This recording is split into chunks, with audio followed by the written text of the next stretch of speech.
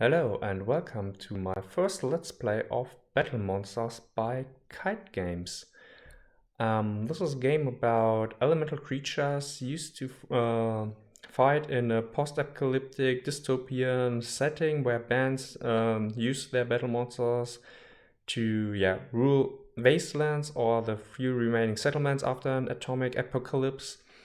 And I think this is quite interesting. I have here some of the current battle monsters. This one, for example, is the Cepasaurus Sproutling. It's a plant and toxic battle monster. We have here the infant Ignosaur, a heat battle monster. A little flaming lizard. And we have the Jetsnapper spawn, which, to be honest, I really like all of the models for battle monsters. But this one, let me just get it into focus. It reminds me of a laughing turtle. So maybe it will get a nickname one time.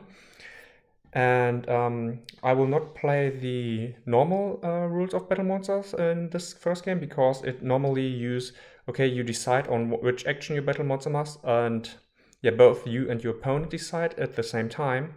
And since I'm playing alone, I try to rip up my own AI rules for battle monsters, which is basically a little zine.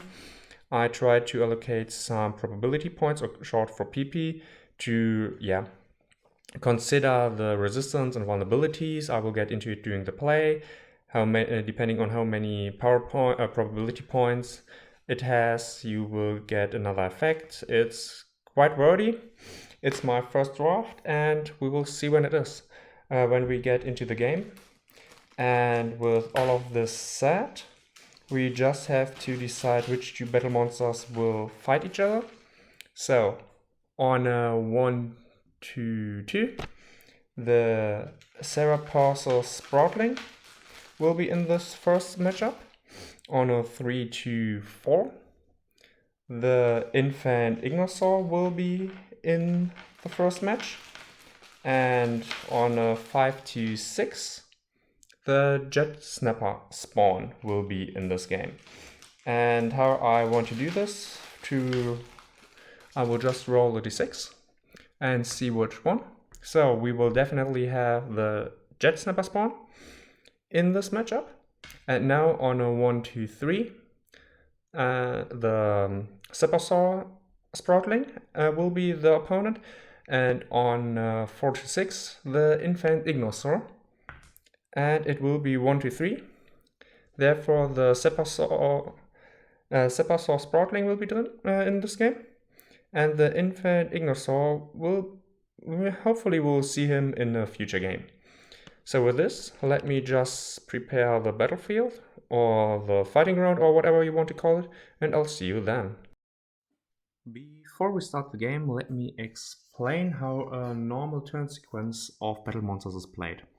First of all, each battle monster you can see here is part of an element. For example, the Jetsnapper spawn is aquatic, while the Cepasaurus Sproutling has the element of plant and toxic. How you fight, or how you determine which battle monster you are allowed to use, is about battle points. BP, I just shown it. You and your opponent agree on a certain value. In this case, I didn't do that because I wanted just 1-on-1. And you put your team together from 1 to 6 battle monsters. It doesn't have to be the same number for your opponent and your team. And then you have one active battle monster, and the others are your inactive battle monsters. Each battle monster has a line of statistic. HP are its hit points, an attack value, and a defense value, which is used for melee attacks to do damage and to reduce damage. The same is for range attack and range defense, which is for the second class for ranged actions. And you have an initiative value, which determines the order on how your battle monsters react. And next to the 4 action each battle monster has, you have 2 additional actions, which is the use item action and the switch action. The switch action allows you to switch out your battle monster for one inactive battle monster in the back of your party.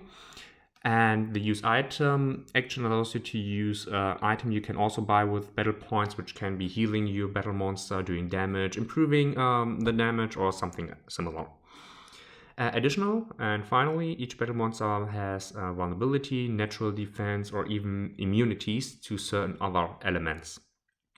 So, these are the statistics, and normally you and your opponent choose at the same time which of these 6 actions you want to use.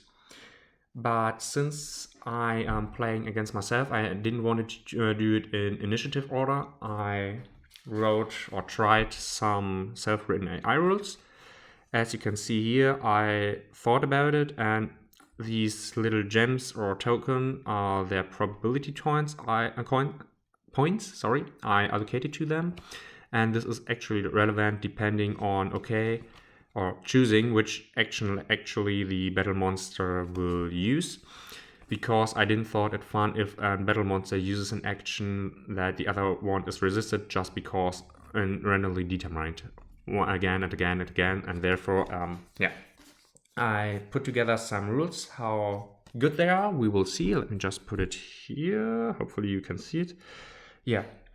And I will, all the materials, the action token, the miniatures, and potentially further token like this infected one, will not be in game this time, this distracted one, or we have, for example, a token for stat changes. These tokens are all acrylic or colored acrylic with a frosted at the top to show certain conditions, or here a hit point damage token of 1, another one of 5, and the final one of 10.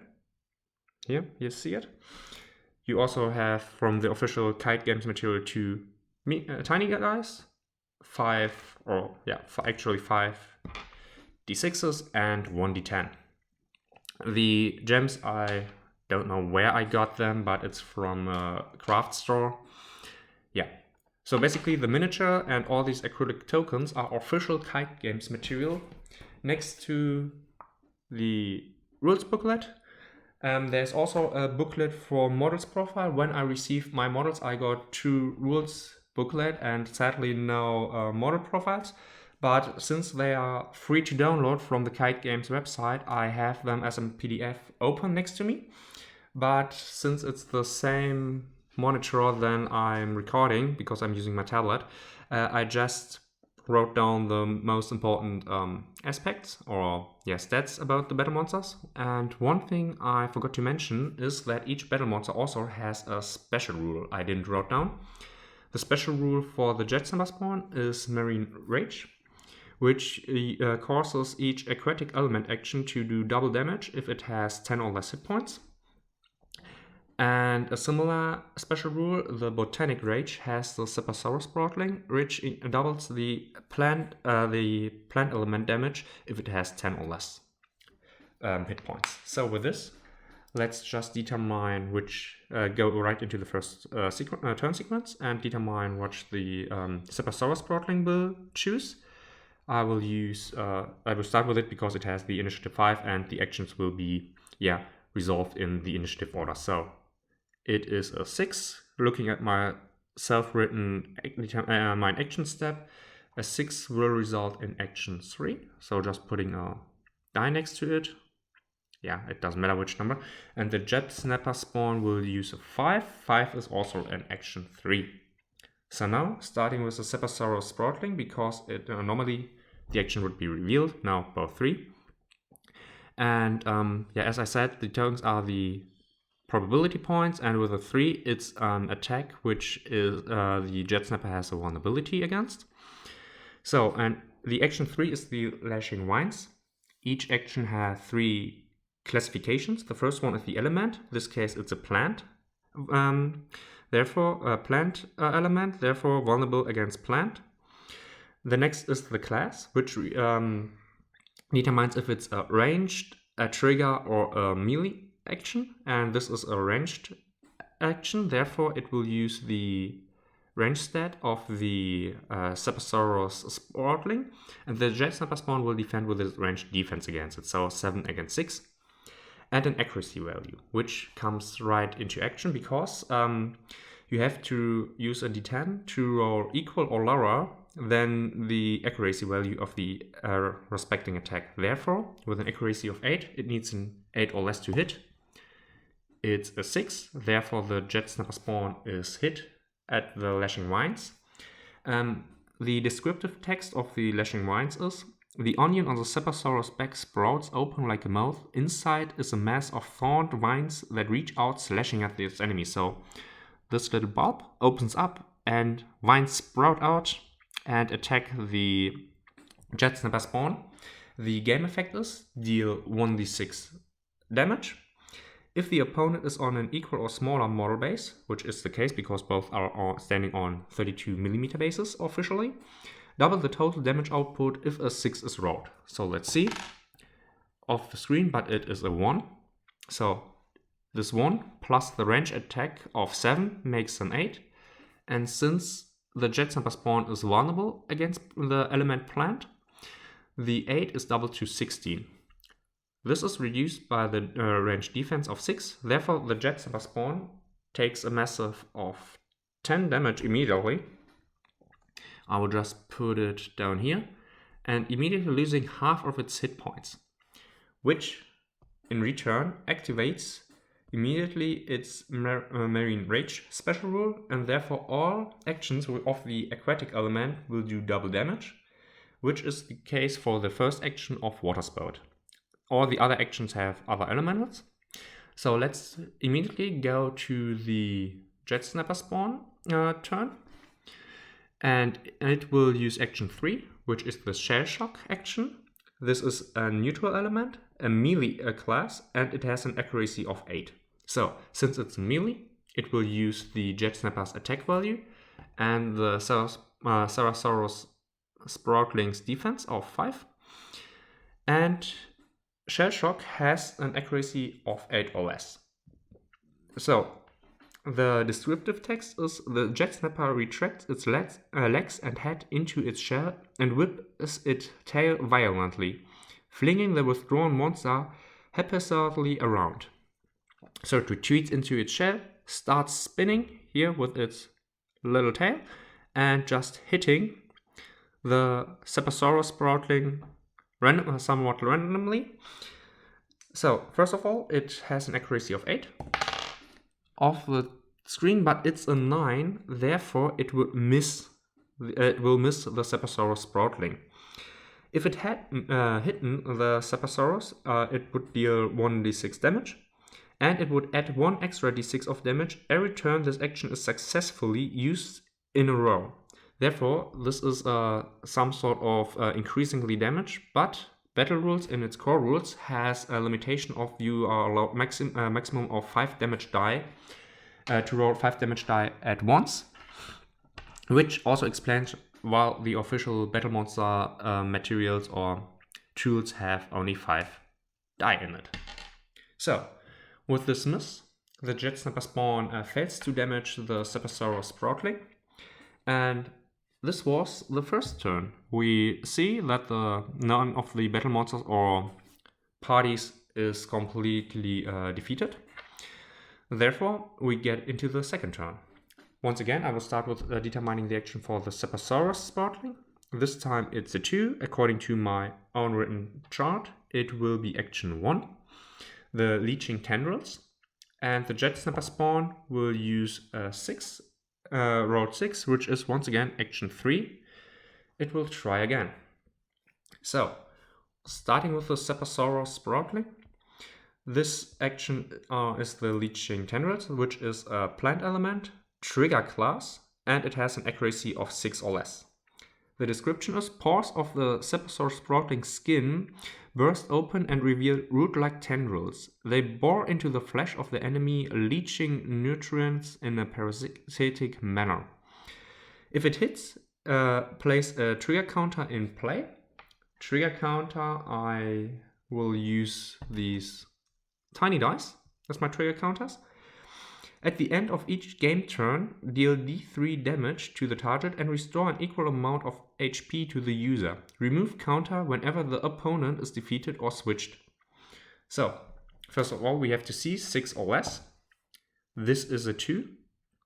Therefore, the Jetsnapper will get, or in general, condition. What was it called again? As I said, it's my first game of BattleMonster. A trigger token.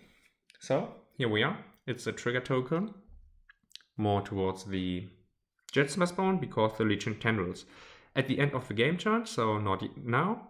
And therefore, the Jetsnapper spawn is allowed to try once more the Shell Shock and accuracy 8 or less. This time with a 4. The Cepasaurus spawn is hit. And it will be, since this is the first time it hits, the damage will be done with 5 plus the attack of 5. We are at a total damage of 10. The defense of 5 is reduced, therefore 5 damage is remaining. And since the Cepasaurus spawn has no vulnerability or natural defense against a normal type attack, or normal element attack, it will receive a total of 5 damage. Yeah, just remember 5 is the yellow one. So now at the end of the turn, the Leeching Tendrils will activate, and since it's a plant elemented action, the Jetsnapper spawn is vulnerable against it, the road damage of 1d3 will be doubled. It's a 3, therefore it would be 2 damage, but it will double to 4. Let me just put some damage token here next to it, and the Cepasaurus Sproutling will regain 4 hit points and will have 1 remaining hit point lost. That was the second turn. Now let's go immediately into the third turn of BattleMonsters. The Cepasaurus Sproutling rolls a 6, which will translate once again into action 3. And now the Jetsnapper spawn rolled a 9. A 9 would be normally according to my statistic here, would be the switch action. But since there's no other battle monster inactive in the party, we will reroll it into a 5, which will be once again action 3. So the Jetsnapper spawn, I think, is doing the best he can by repeatedly using the Shell Shock ability. But now we have to see. Normally, why I use the probability points is depending on how many probability points. For example, the Jetsnapper would have used action 1 instead, which is a resisted action. The probability of using the action about my own self-written AI rules would be lower than using, for example, a 2 power point action, which will always be used. And the idea is, I just realized I forgot to mention how it is done with 3 power points, is that the more power points an action has, the more likely it is to be used, especially if it is action where the other battle monster has a vulnerability against, like the Lashing Vines. So, once again, the Lashing Vines of the Cepasaurus Sproutling will begin because of the initiative 5. It has an accuracy of 8. With an 8, it is equal to the accuracy value, therefore it is a hit. Now let's see how many damage will the Cepasaurus Sproutling do. It will be 5 damage plus the 7 range attack, so 12, which is doubled. 12 doubled is 24, minus the range defense of 6, 24 is 18, and with this 18 additional damage, it will be on 32 hit points lost. Therefore, the Jetsnapper spawn, after a serious damage, once again from the Leashing Vines of the Cepasaurus, will be defeated. So, that was my first game of BattleMonsters. At the same time, using my self-written rules to determine the action values about the different actions. What do I think about the game of BattleMonsters? It's quick. You can learn it quite easily. As you just saw, I read the rules 2 to 3 times just to get a little bit more familiar about the turn sequence. I'm not sure if the vulnerability is first applied before you reduce the range defense or defense value, or if it is before you apply the vulnerabilities, natural defenses, and so on. That is something I have to read up and see if I can find something in the rules about it. Otherwise, I really like the setting, a dystopian future after an atomic war with huge wastelands and rivaling factions. And something else I want to show you is that BattleMonster itself, the core rules have rules for a campaign where you can create scenarios you have to defeat, where you have wild encounters and you can, capture battle monsters. You have hostile encounters, which are other beast tamers, how the users of battle monsters are called in this setting, with the reward system, consequences. If you lose, you can lose battle monsters or battle points. You have different campaign phases. You have an example of a narrative play, which is against the group called the Missile Squad. At the end, you have common and campaign items you can use, you can get, which is really nice. And at the end, I just want to show you, you have a few pages where some other battle monsters are depicted and shown, and how you can paint them, and also a little diorama someone put together. I really like that. And here is a little overview of all the currently available battle monsters, I believe it is. Actually, no, it isn't all available battle monsters. For example, you don't have the 3 I just showed you previously. This is, I think, the Battle Monsters starter set. You receive all these battle monsters. And as I said, this rule booklet, as well as the model profiles, you can download for free at the Kite Games homepage. And here for you to read a little bit the setting and what it is all about. So, and with this, thank you for watching. Have a great day, and I'll maybe see you next time for another Let's Play of Battle Monsters.